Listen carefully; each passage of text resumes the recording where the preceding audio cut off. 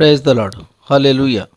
ప్రతిదినము దేవుని వాగ్దానము వినుట వలన మన ఆధ్యాత్మిక జీవితంలో ఎంతో ఉపయోగకరంగా ఉంటుంది.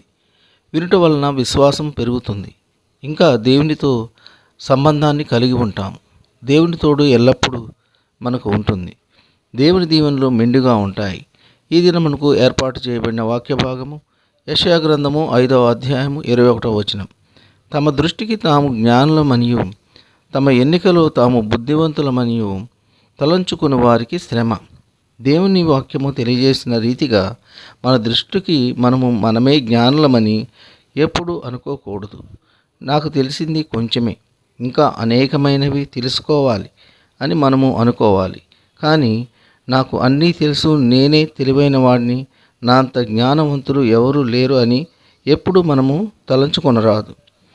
మనకు మనమే బుద్ధిమంతులమని ఎప్పుడు తలంచరాదు.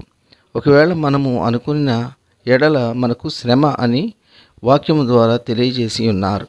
కావున మనము నిరంతరం బైబిల్ వాక్యాన్ని ధ్యానించి దేవుని ఆజ్ఞలను గైకొని భయభక్తులు కలిగి జీవిద్దాం. ఆమేన్. ప్రార్థన.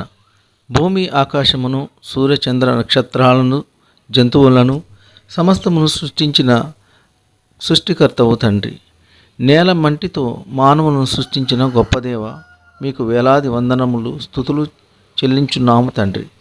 ఆశ్చర్యకరుడవు, అద్భుత కార్యములు చేసే గొప్ప దేవుడవు, రోగులకు వైద్యుడవు. మీ ఘనమైన ఉన్నతమైన నామమును బట్టి వేలాది వందనాలు స్తుతులు చెల్లించున్నాము తండ్రి. యెషయా గ్రంథము 5వ అధ్యాయము 21వ వచనంలో తెలియజేసిన రీతిగా మా దృష్టికి మేము జ్ఞానులమని ఎప్పుడూ తలంచవద్దు అని సెలవిచ్చినారు తండ్రి. మా దృష్టికి మేము జ్ఞానులమని ఎప్పుడూ అనుకోకూడదు. మేము మా దృష్టికి బుద్ధివంతులమని అనుకుంటే మాకు శ్రమ అని వాక్యము ద్వారా సెలవిచ్చినారు తండ్రి. మా యొక్క అనుదిన జీవితంలో మేము నేర్చుకోవాల్సిన మాకు తెలియజేసినవి బైబిల్ గ్రంథంలో మాకు వాక్యము ద్వారా తెలియజేసి ఉన్నారు.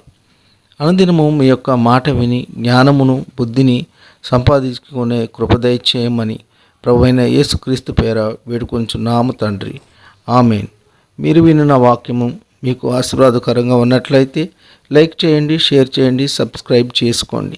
అలా చేయడం వలన మీరు కూడా దేవుని సువార్త పరిచర్యలో పాలిభాగస్తులు కాగలరు. మీ సహోదరుడు Kola Daniel. God bless you.